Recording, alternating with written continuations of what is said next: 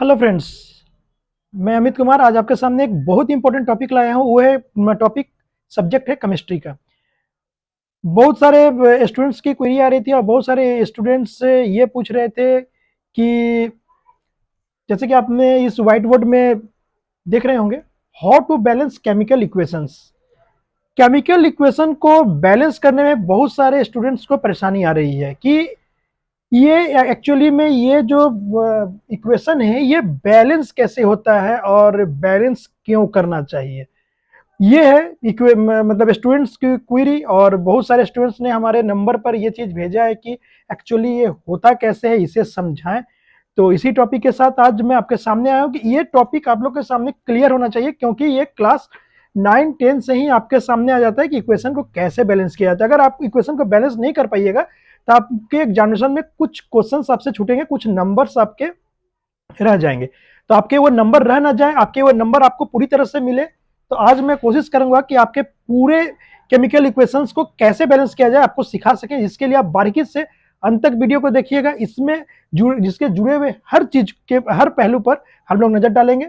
तो चलिए देखिए, आपके सामने एक इक्वेशन में लिख के रखा हूं, Fe plus H2O arrow Fe3O4 plus H2। सबसे पहले यह देखना होता है कि आपका ये इक्वेशन बैलेंस है या नहीं है। अगर आपका इक्वेशन बैलेंस है तब तो ठीक है, और अगर बैलेंस नहीं है तब आपको इस इक्वेशन को बैलेंस करना पड़ेगा, जिसके कुछ स्टेप्स हैं जो स्टेप बाय स्टेप आप कीजिएगा तो आपको ज्यादा अच्छा रहेगा। जैसे देखिए यहां पर Fe प्लस H2, ये जो साइड एरो के जो बैक साइड का ये चीज है जिसको हम लोग LHS कहते हैं, और जिस तरफ एरो का माउथ है, मतलब एरो का जिस तरह टिप है, वो जो सारा चीज जो दिया हुआ है ये आपका RHS है। तो चलिए हम लोग इसको कैसे निकालते हैं, इसमें थोड़ा सा नजर रखिए। जैसे Fe का मतलब आप लोग जानते हैं आयरन से है। तो चलिए सबसे पहले एक जगह पर आप LHS, ये सिर्फ स्टेप बाय स्टेप है, आप सिर्फ समझिएगा इस बात को। अगर इस चीज को अगर आप अच्छे से समझ जाइएगा तो आपको इक्वेशन को बैलेंस करने में किसी तरह की कोई परेशानी नहीं आएगी। सबसे पहले आप देखिए कि इसमें कितने तरह कितना कितना कितना चीज दिया हुआ है। सबसे पहले आप देखिए Fe, उसके बाद आपका H है, उसके बाद आपका O है। सेम चीज इधर इधर भी है, Fe इधर भी है, O इधर भी है और H इधर भी है। अब आइए LHS में क्या क्या है वो आप देख लीजिए। पहले Fe आप यहाँ LHS में आप कितना देख पा रहे हैं, 1 ही देख रहे हैं ना इसको, Fe 1 है। इधर Fe आप कितना देख रहे हैं, 3, आप इसको 3 लिखिए। उसके बाद H पर आइए, H आप यहाँ कितना देख रहे हैं, 2, और यहाँ H आप कितना देख रहे हैं, 2। यहाँ O आप कितना देख रहे हैं LHS में, 1, और इधर O आप कितना देख रहे हैं, 4। तो जिससे आप तो खुद देख सकते हैं कि RHS में कुछ और वैल्यूज आ रहे हैं और LHS में ये सारे जितने भी एलिमेंट्स हैं सबके अलग अलग वैल्यूज आ रहे हैं। तो अब इसे बैलेंस करने की आवश्यकता है। अगर आप इसे बैलेंस करेंगे तभी जाकर ये आपका एक परफेक्ट इक्वेशन बनेगा। तो चलिए इसको करते कैसे हैं। चलिए इस इक्वेशन को मैं नीचे एक बार लिखता हूं ताकि आप इसे बैलेंस कैसे हो रहा है आप इसे अच्छे से समझ पाइएगा।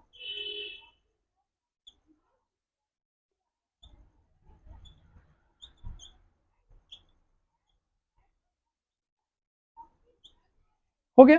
अब देखिए, अगर यहाँ Fe जब आपका रिजल्टेंट में जब 3 आ रहा है तो आपको इस इक्वेशन को बैलेंस करने के लिए इसमें 3 से मल्टीप्लाई करना पड़ेगा। देखिए यहां पर आप 3 लगा दिए तो ये इधर जब जाएगा, देखिए Fe3 और ये यहां पर 3 Fe है, तो ये आपका Fe बैलेंस हो गया। अब आइए, यहां पर आपका दिया है O4, लेकिन यहां पर है 1, तो इसको कैसे बैलेंस करेंगे। जब O4 जब यहां है तो यहां पर हमें 4 से इस चीज को मल्टीप्लाई करना होगा।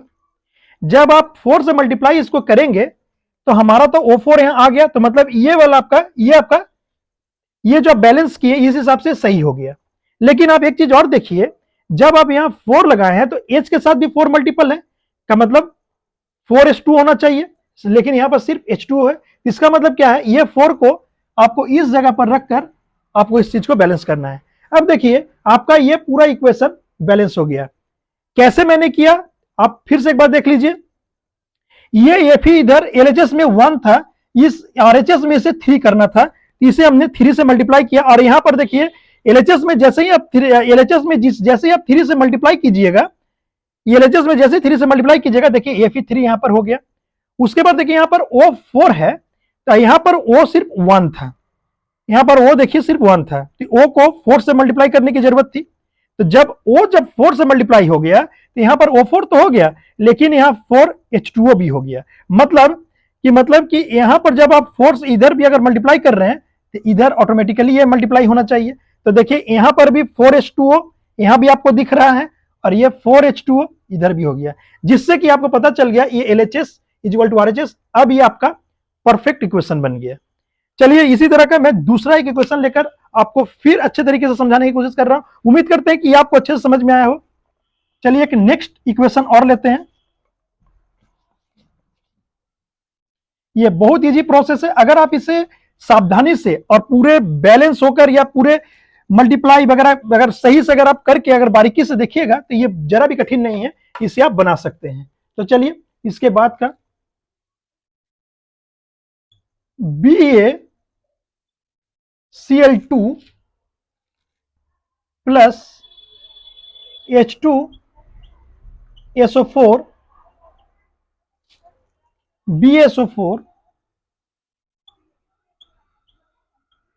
BaSO4 plus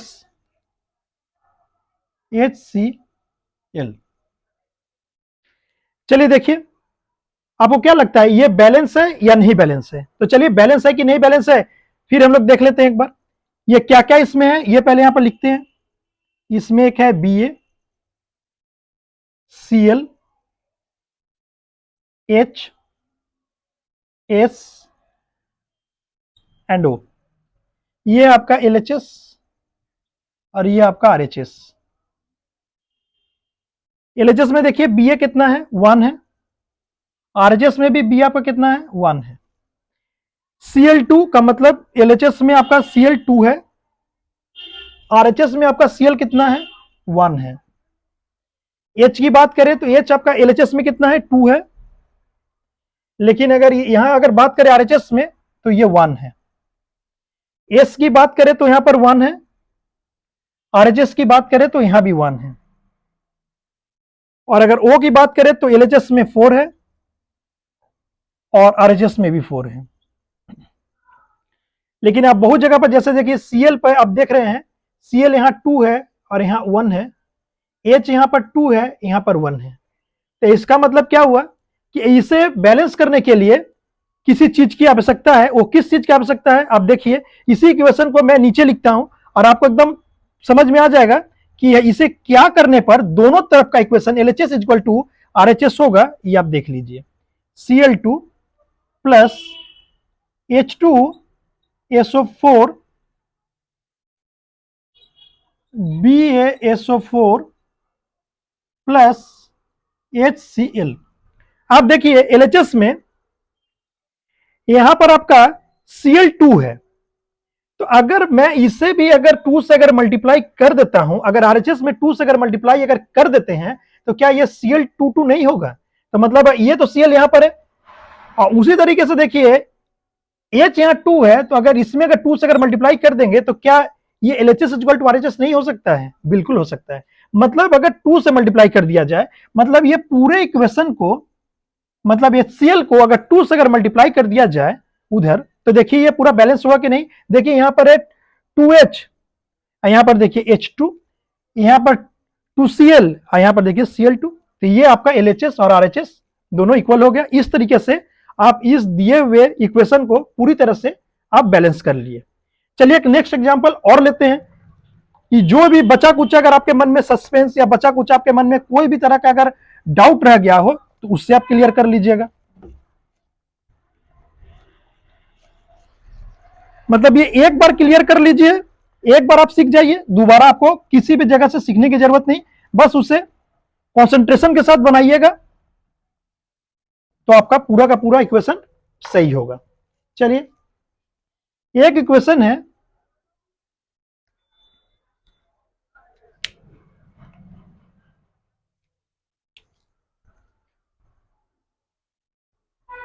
NaOH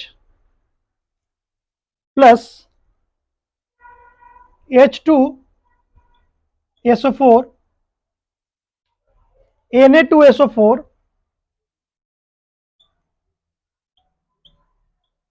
plus H2O। सबसे पहले हमें यह देखना है कि LHS और RHS दोनों इक्वल है या नहीं है। तो कैसे से देखेंगे, बस सेम प्रोसेस है। पहले सबको अच्छे से लिख लीजिए, NaOH S उसके बाद O है। चलिए यहां पर लिखिए LHS, यहां पर लिखिए RHS। LHS में Na देखिए 1 है और Na यहां पर 2 है, RHS में 2 है। O में देखिए यहां पर O और यहां पर O, तो मतलब टोटल मिलाकर O हो गया 5 और यहां देखिए 4 and 1 5। H की बात कीजिए, H और H2 मतलब यहां 3 और यहां अगर H की बात करते हैं तो H यहां पर 2 है और S यहां पर 1 है 1 और यहां भी 1 है। तो इससे आप पूरी तरह से ये देख पा रहे हैं कि LHS और RHS इक्वल नहीं है, ये पूरी तरह से इम्बैलेंस है। तो आपको बैलेंस करना पड़ेगा। तो इसको कैसे बैलेंस करेंगे आप देखिए, Na यहां पर 2 है, तो चलिए सबसे पहले इस इक्वेशन को नीचे लिख देते हैं। NaOH plus H2SO4 Na2SO4 plus H2O। अब देखिए Na यहां 1 है और RHS में 2 है, तो इसका मतलब इसमें 2 से आपको मल्टीप्लाई करना होगा। तो चलिए Na में आप 2 से मल्टीप्लाई सिर्फ Na में नहीं कर सकते हैं, बल्कि इस पूरे में करना होगा 2 से मल्टीप्लाई। ये 2 से मल्टीप्लाई कीजिएगा तो Na2 तो यहां पर हो गया और यहां देखिए O भी 2 हो गया, इधर से 2 और इधर से 4, तो कितना हो गया 2 और 4 6, जिसमें यहां पर सिर्फ 4 है। तो चलिए इसको करने के लिए क्या कीजिएगा, इसको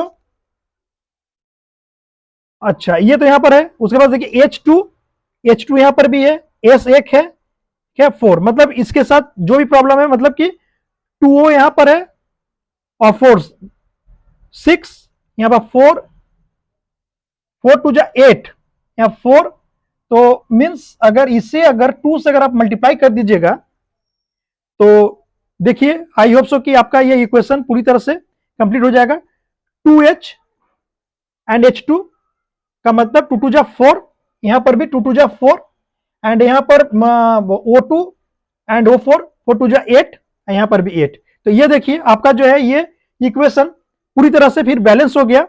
इसी तरीके से आप कुछ इक्वेशंस को लेकर उसे प्रैक्टिस कीजिए, उससे उसको बैलेंस करने की कोशिश कीजिए।